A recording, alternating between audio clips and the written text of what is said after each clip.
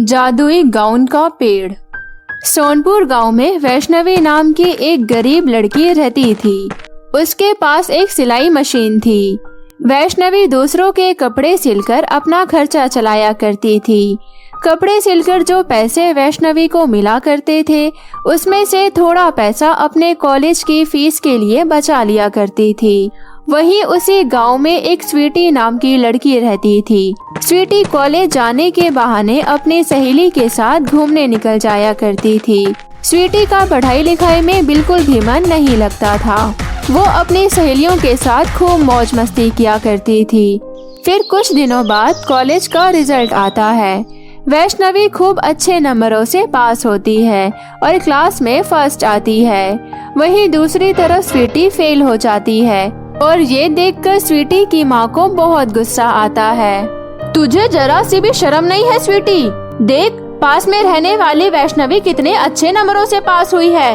वो दिन भर लोगों के कपड़े सिलती है और साथ ही वो पढ़ाई भी करती है। वैष्णवी पूरे कॉलेज में फर्स्ट की है, लेकिन तुझे तो कुछ ऐसा नहीं करना पड़ता, फिर भी तू फेल हो गई। आज से तेरा पॉकेट मनी बंद। अब मैं तुझे 1 रुपए भी नहीं दूंगी। जिस तरह से बेचारी वैष्णवी पूरे दिन काम करती है, वैसे तू भी पूरे दिन काम करके पैसे लाएगी, तब तू जानेगी पैसे की कीमत। इतना बोलकर स्वीटी की माँ गुस्से में वहाँ से चली जाती है। इस वैष्णवी की वजह से आज मुझे इतना सुनना पड़ा और मेरी पॉकेट मनी भी बंद हो गई। मैं इस वैष्णवी को नहीं छोड़ूंगी। फिर एक दिन स्वीटी वैष्णवी की झोपड़ी में आग लगा देती है। वैष्णवी की सिलाई मशीन आग में ही जल जाती है। फिर थोड़ी देर में वैष्णवी जब अपने घर वापस आती है तो अपने घर को जला हुआ देखकर बहुत ही दुखी हो जाती है। तभी गांव की कुछ औरतें वैष्णवी के पास आती है। वैष्णवी, तेरे घर में मेरा एक बहुत ही महंगा ड्रेस था, तूने इसे आग में जला दिया। मुझे उसके पैसे चाहिए। हाँ वैष्णवी, तुम्हारे घर में मेरे भी कुछ कपड़े थे, तुम मुझे भी उसके पैसे दो।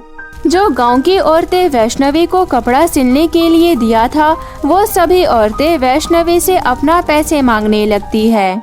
देखिए, मेरा घर जल चुका है और मेरे पास तुम्हें देने के लिए कुछ भी नहीं है। मैं इतनी जल्दी आप सभी के पैसे नहीं दे सकती, तो आप सभी मुझे कुछ दिनों का समय दीजिए। मैं आप सभी के पैसे जल्द ही लौटा दूंगी। ठीक है, हम सब तुझे 7 दिन का समय देते हैं। अगर हमारे पैसे हमें 7 दिन के अंदर नहीं मिले तो फिर देख लेना। वैष्णवी को इतना परेशान और उदास देखकर स्वीटी बहुत खुश होती है और सभी के जाने के बाद वैष्णवी सोच में पड़ जाती है। हे भगवान, मैं इतनी जल्दी इतने पैसे कहाँ से लाऊंगी? 1 हफ्ते में इतने पैसे लाना तो बहुत मुश्किल है और इतनी जल्दी मुझे कोई दूसरा काम भी नहीं मिलेगा। अब मैं क्या करूं? इतने पैसे कहां से लाऊं? फिर अगले दिन वैष्णवी काम की तलाश में शहर को निकल जाती है। रास्ते में एक जंगल पड़ता है। जंगल के बीचों बीच वैष्णवी देखती है कि बहुत ही सुंदर सुंदर फल फूल के पेड़ लगे हैं। वो ये सब देखकर बहुत ही खुश होती है और कहती है, अरे वाह, यहाँ कितने अच्छे अच्छे फलों के पेड़ लगे हैं। क्यों ना मैं इन फलों को तोड़कर बाजार में बेचूं और उससे खूब सारे पैसे कमाऊं। हाँ, यही सही रहेगा। ये सब सोचकर जैसे ही वैष्णवी फल तोड़ने जाती है, तभी वहाँ एक चुड़ैल प्रकट होती है और कहती है, ठहर जा लड़की, तुझे शायद पता नहीं कि ये जंगल विशाखा चुड़ैल का है। अगर तूने यहाँ से एक भी फल और लकड़ी तोड़ने की कोशिश की तो मैं तुझे हमेशा के लिए इस जंगल में कैद कर दूंगी। मुझे माफ कर दो विशाखा चुड़ैल, मुझे नहीं पता था कि ये आपका जंगल है। मैं और कर भी क्या सकती हूँ? मेरा घर जल गया और मेरा जिससे गुजारा होता था वो सिलाई मशीन भी उसके साथ जल गई। अब मेरे पास कमाने का दूसरा और कोई साधन नहीं है, इसलिए मैं यहाँ पर आई हूँ। ये सब कहकर वैष्णवी रोने लगती है। चुड़ैल वैष्णवी को ऐसा रोता हुआ देखकर उसको उस पर दया आ जाती है और वो वैष्णवी की मदद करने की सोचती है। फिर चुड़ैल वैष्णवी को अपने साथ अपने घर लेकर जाती है। चुड़ैल के घर के पीछे एक बहुत ही सुंदर जादुई पेड़ था। उस जादुई पेड़ पर बहुत ही सारे सुंदर सुंदर गाउन लगे हुए थे। वैष्णवी, ये एक जादुई गाउन का पेड़ है। मैं आज तुम्हें ये जादुई गाउन का पेड़ देती हूँ। इस पेड़ से तुम जितना चाहो उतना सुंदर सुंदर गाउन तोड़ सकती हो और उसे बाजार में बेचकर अपनी सारी जरूरतों को पूरा कर सकती हो। चलो, मैं इस पेड़ को तुम्हारे घर के पास लगा देती हूँ। पलक झपकते ही चुड़ैल उस जादुई गाउन के पेड़ को वैष्णवी के घर के पास लगा देती है। चुड़ैल की ये उदारता को देख वैष्णवी बहुत खुश होती है। चुड़ैल मौसी, आपका बहुत बहुत धन्यवाद। आप एक बहुत ही अच्छी और नेक दिल चुड़ैल हैं। खुश रहो मेरी बच्ची, हा हा हा हा हा हा हा। ये कहकर चुड़ैल गायब हो जाती है। फिर अगले ही दिन से वैष्णवी गाउन बेचना शुरू कर देती है। उसके गाउन इतने सुंदर होते थे कि सारे गाउन जल्द ही बिक जाती थी। गाउन बेचकर वैष्णवी के पास बहुत सारे पैसे आ जाते हैं। फिर वैष्णवी उन सभी औरतों के पैसे उनको दे देती है।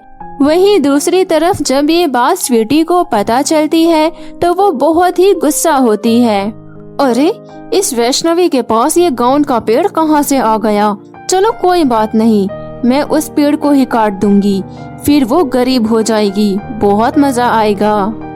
रात होने पर स्वीटी उस जादुई गाउन के पेड़ को काटने के लिए जाती है। स्वीटी जैसे ही उस जादुई गाउन के पेड़ को काटने वाली होती है तभी उसमें से आवाज आती है, शैतान लड़की, तूने वैष्णवी को बहुत सताया है, अब मैं तुझे नहीं छोड़ूंगा। ये कहकर पेड़ अपने मुंह से आग निकालता है। ये सब देखकर स्वीटी बहुत डर जाती है और वहाँ से भाग जाती है। हे भगवान, आज तो मैं कैसे भी बच गई। वो पेड़ जरूर कोई भूतिया पेड़ है, वो मुझे आज तो मार ही डालता। अब मैं वहाँ अब कभी नहीं जाऊंगी और वैष्णवी से भी माफी मांग लूंगी। फिर अगले दिन स्वीटी वैष्णवी के पास जाती है और उससे अपनी गलती की माफी मांग लेती है। वैष्णवी स्वीटी को माफ कर देती है और दोनों एक बहुत अच्छे दोस्त बन जाते हैं। तो मेरे प्यारे दोस्तों, इस कहानी से हमें ये शिक्षा मिलती है कि हमें बेवजह किसी को परेशान नहीं करना चाहिए। तो कैसी लगी आपको मेरी ये कहानी, मुझे कमेंट करके जरूर बताएं। और यदि कहानी अच्छी लगी हो तो अपने दोस्तों के साथ भी शेयर करें। और हाँ, अगर आपने अब तक मेरे नए चैनल मोमो टीवी को सब्सक्राइब नहीं किया है तो प्लीज जल्दी से नीचे लाल बटन दबाकर अभी सब्सक्राइब कर ले और साथ ही इस बेल आइकन को दबाना ना भूले।